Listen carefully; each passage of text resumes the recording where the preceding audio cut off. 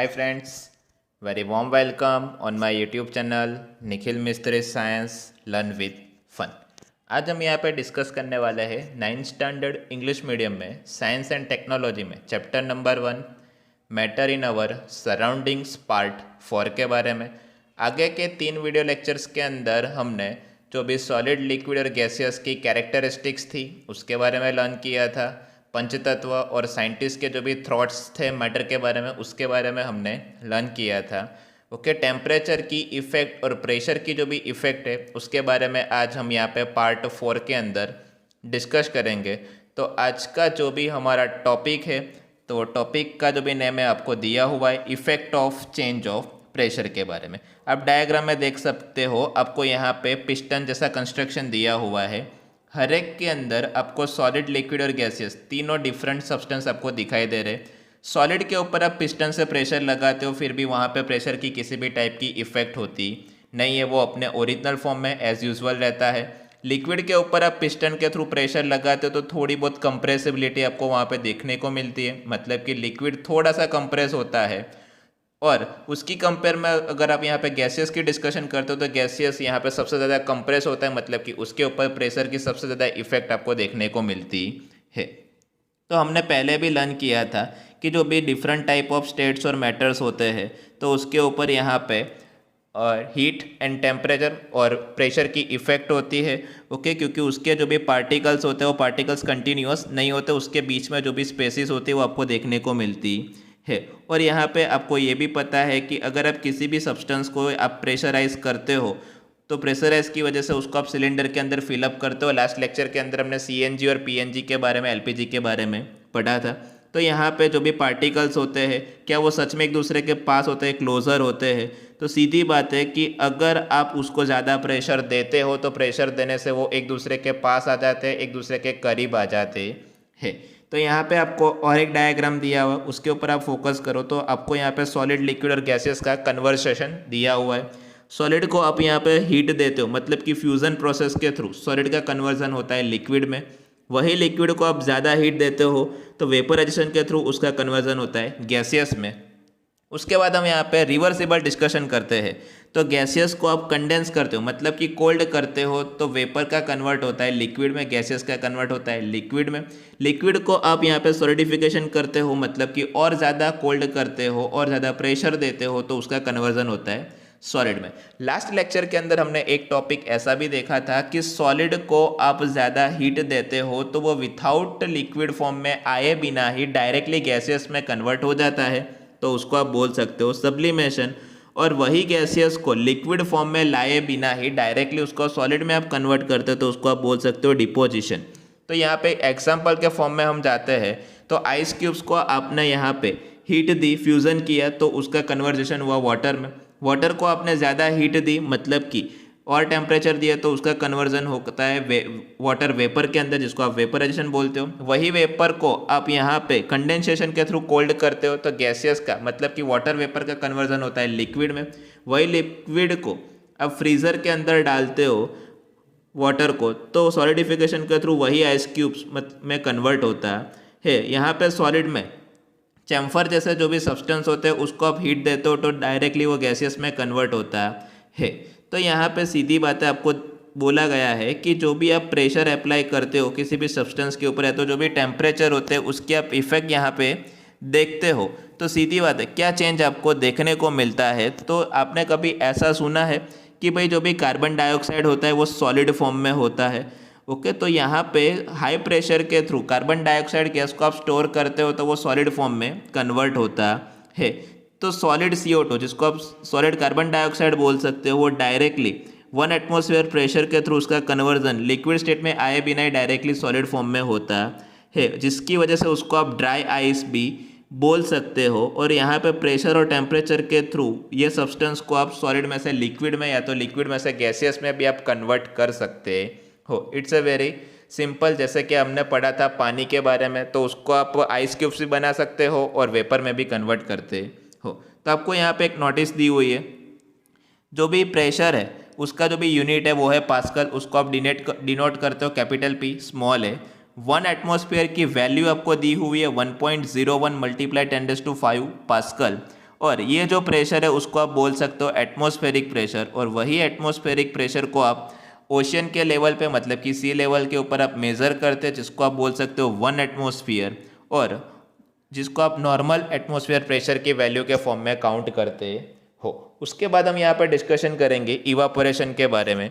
तो इवापोरेशन का सिंपल मतलब क्या होता है कि कोई भी सब्सटेंस होता है, कोई भी स्टेट्स ऑफ मैटर होता है, उसको हीट या तो प्रेशर की इफेक्ट के थ्रू आप उसको लिक्विड में से वेपर में कन्वर्ट करते हो। फॉर एग्जांपल एवरीडे लाइफ में आप बहुत सारे सब्सटेंस आपने अपने आसपास देखे होंगे कि जो लिक्विड में से वेपर में कन्वर्ट होते हैं, ओके, और जिस पॉइंट के ऊपर उसका कन्वर्जन होता है तो उसके अकॉर्डिंग उसका बॉइलिंग पॉइंट भी मेजर किया जाता है। सिंपली हम यहाँ पे वाटर की बात करते हैं तो वाटर अगर ओपन स्पेस में पड़ा है तो वो हीट लेके अपने आप स्लोली वेपर में कन्वर्ट होता है, और उसकी वजह से आपके जो भी कपड़े होते हैं वो कपड़े सूखते हैं, ड्राई होते हैं। तो यहाँ पे जो भी एग्जांपल्स के अकॉर्डिंग हम जाएंगे तो 2-3 एग्जांपल्स आगे आपको देखने को मिलेंगे। तो यहाँ पे हम सिंपली डिस्कस करते हैं कि कोई भी पार्टिकल्स होता है, कोई भी मैटर्स होता है, तो वो ऑलवेज मूविंग करता है और वो कभी भी स्टेडी रहता नहीं है, कभी भी रेस्ट करता नहीं है। कोई भी फॉर्म में हो उसके पार्टिकल्स ऑलवेज मूविंग होते हैं। यहाँ पे कोई भी सब्सटेंस होता है उसके ऊपर टेम्परेचर की इफेक्ट होती है, चाहे वो गैसियस हो, लिक्विड हो या सॉलिड हो, और हर एक की जो भी एनर्जी होती है वो भी डिफरेंट होती है, और उसी की वजह से जो भी पार्टिकल्स होते हैं वो सरफेस के ऊपर स्प्रेड होते हैं, काइनेटिक एनर्जी को एब्जॉर्ब करते हैं, और जिसकी वजह से वो धीरे धीरे वेपर में कन्वर्ट होते हैं।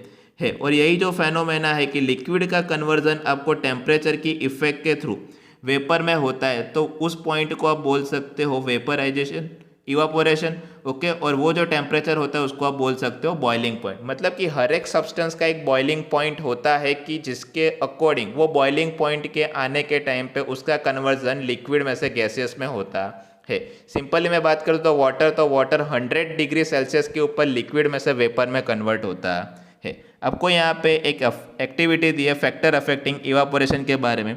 5 ml वाटर आपको ट्यूब के अंदर लेना है और 5 ml वाटर आपको चाइना डिश के अंदर लेना है।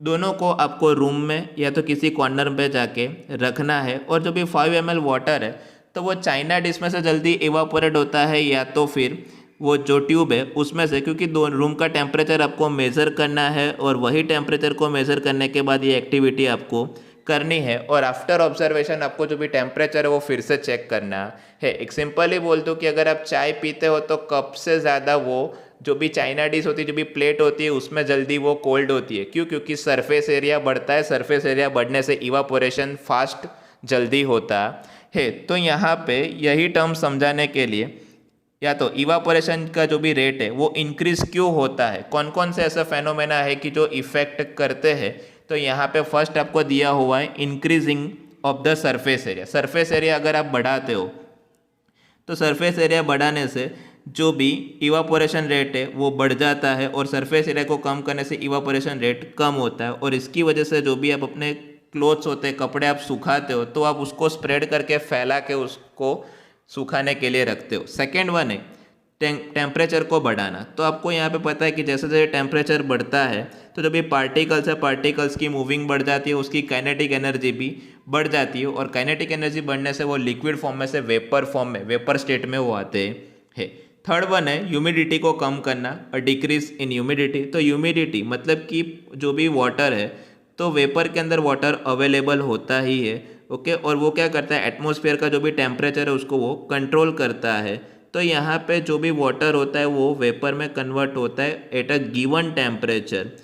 तो यहाँ पे सीधी बात है, ह्यूमिडिटी आप कम करते हो, पानी कम करते हो, तो जिसकी वजह से क्या होता है, इवापोरेशन रेट बढ़ जाता है। और सीधी बात है, जो भी पानी की क्वांटिटी है तो वो ऑलरेडी एटमॉस्फेयर में होती है, जिससे इवापोरेशन रेट हाई होता है। फोर्थ वन है विंड स्पीड को बढ़ाना। अगर आप विंड स्पीड बढ़ाते हो तो जो भी क्लोथ होते हैं वो आपके जल्दी सूख जाते हैं, जनरली ये मैटर सबको पता ही है, ओके। और उसके अकॉर्डिंग यहाँ पे जो भी विंड स्पीड बढ़ती है, विंड स्पीड बढ़ने से जो भी विंड है तो इसकी वजह से उसका रेट बढ़ेगा, तो जो भी इवापोरेशन रेट होता है वो भी बढ़ता है, और जो भी सब्सटेंस होता है वो अपने सराउंडिंग्स में से जो भी एनर्जी होता है वो एनर्जी यहाँ पे गेन करता है।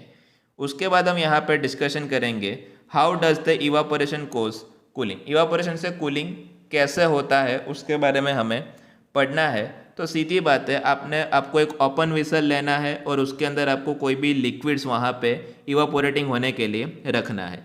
जनरली आप कोई भी सब्सटेंस जैसे कि आप पानी का भी यहाँ पे यूज़ कर सकते हो, और इवापोरेशन के थ्रू जो भी लिक्विड होता है वो एनर्जी को एब्सॉर्ब करता है। कहाँ से? सराउंडिंग में से, एनवायरनमेंट से, और वही एनर्जी वो सामने लॉस भी करता है। तो ये जो एनर्जी का वो एब्सॉर्प्शन करता है सराउंडिंग में से, जिससे कोई भी ऑब्जेक्ट, हॉट ऑब्जेक्ट होता है वो कोल्ड होता है। सिंपली चाय आप एनवायरनमेंट में रख देते हो ओपन स्पेस में, चाइना डिश में से, तो वो अपने आप ठंडी हो जाती है, कोल्ड हो जाती है। तो सिंपल सा एक एग्जांपल दिया है, आपको अपनी फ्लेम में एसीटोन लेना है। एसीटोन को आप बोल सकते हो नेल पॉलिश रिमूवर। जैसे ही एसीटोन को आप अपनी फ्लेम में रखते हो तो वो सराउंडिंग में से जो भी हीट होता है वो हीट को अपने आप एब्सॉर्ब करता है, और एब्सॉर्ब करने की वजह से धीरे धीरे उसका जो भी कन्वर्जन है वो वेपर फॉर्म में हो जाता है, और आपकी जो भी फ्लेम है उसके ऊपर आपको कूल फील होता है। जैसे अभी आप सैनिटाइज़र का यूज़ करते हो उस टाइम पे भी थोड़ी सी ऐसी फीलिंग आपको आती है। तो उसके बाद आपको दूसरी एक एक्टिविटी दी है, समर सीजन के अंदर जो भी आपका घर का रूफ है, रूफ के ऊपर आपको पानी स्प्रिंकलिंग करना है, पानी वहाँ पे आपको ट्राई करना है। तो या आप वहाँ पे आप कोई सी भी प्लेट में पानी रखते हो कोई भी हॉट सरफेस के ऊपर, तो जो भी पानी होता है वो अपने आप वेपराइज होके, मतलब कि हीट लेके वो लिक्विड में से वेपर में कन्वर्ट होता है। और साथ में जो भी पानी होता है अगर थोड़ा बहुत बच भी जाता है तो वो अपने आप गर्म होता है, ऐसा आपको फील होता है, जैसा कि अभी आप देख सकते हो। तो यहाँ पे दूसरे 2-3 एग्जांपल्स और दिए हैं, तो उसके अकॉर्डिंग हमें इवापोरेशन की इफ़ेक्ट, कूलिंग इफ़ेक्ट को लर्न करना है। तो यहाँ पे बोला है कि समर सीज़न में कॉटन के क्लोथ क्यों यूज़ किए जाते हैं। तो समर सीज़न के अंदर हमारी जो भी बॉडी है वो स्वेट ग्लैंड ज़्यादा क्रिएट करती है, जिससे हमारी बॉडी कूल रहती है। वो हमारी बॉडी में से वेस्ट मटेरियल को निकालती है as a form of sweat, और जिसकी वजह से क्या होता है, तो इसको आप बोल सकते हो इवापोरेशन। और जो भी पार्टिकल्स होते हैं तो हमारी बॉडी सरफेस के ऊपर आते हैं, और बॉडी सरफेस से जो भी एनर्जी होती है वो सराउंडिंग्स में से वो एनर्जी लेते हैं और उसको वेपर में चेंज करते हैं। उसके बाद जो भी हीट होती है तो वही हीट को आप लेटेंट हीट ऑफ वेपराइजेशन भी बोल सकते हो, क्योंकि वो क्लोजली होती है और हमारी बॉडी उससे कूल रहती है। जो भी कॉटन होता है वो ऐसे वाटर को या तो स्वेट को ईजीली एब्सॉर्ब करता है या तो एब्सॉर्ब करने में हेल्प करता है, जिससे कॉटन क्लॉथ में से भी इजीली इवापोरेशन यहाँ पे पॉसिबल है। उसके बाद हम यहाँ पे डिस्कशन करेंगे, तो जो भी वाटर ड्रॉपलेट्स की जो ग्लास होता है, ग्लास के अंदर आप आइस क्यूब डालते हो तो थोड़ी देर बाद आपको वहाँ पे वाटर ड्रॉपलेट्स क्यों दिखाई देते। तो एक्टिविटी के लिए आपको एक ग्लास या तो टम्बलर लेना है, उसके अंदर आपको आइस क्यूब्स डालना है या तो कोल्ड वाटर आपको उसके अंदर डालना है।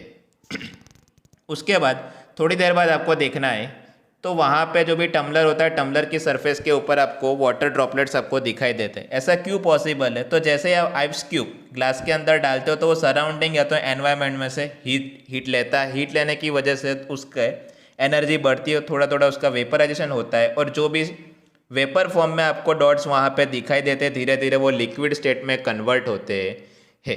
तो फ्रेंड्स, हमारे ये जो वीडियो है वो वीडियो यहाँ पे ख़त्म हो रहा है। अगर आपको ये वीडियो पसंद आया है तो वीडियो को लाइक कीजिए, वीडियो के ऊपर कमेंट कीजिए, वीडियो को शेयर कीजिए, और आपको किसी भी डाउट हो या तो कोई भी क्वेरी हो तो आप मुझे इस व्हाट्सएप नंबर के ऊपर पूछ सकते हो। जिस किसी फ्रेंड्स को भी पार्ट 1, पार्ट 2 और पार्ट 3 देखने का बाकी हो तो डिस्क्रिप्शन बॉक्स के अंदर मैंने लिंक दी हुई है, वहाँ पे जाके आप ये वीडियो देख सकते हो। नेक्स्ट वीडियो लेक्चर के अंदर पार्ट 5 के अंदर हम लर्न करेंगे जो भी स्टेट्स ऑफ मैटर की 4th एंड 5th सिचुएशन है, प्लाज्मा एंड बॉस-आइंस्टाइन कंडेंसेट के बारे में, और इसके जो भी सम्स बाकी है उसके बारे में हम नेक्स्ट वीडियो लेक्चर में डिस्कशन करेंगे। Thanks for watching, stay home, safe home, good bye.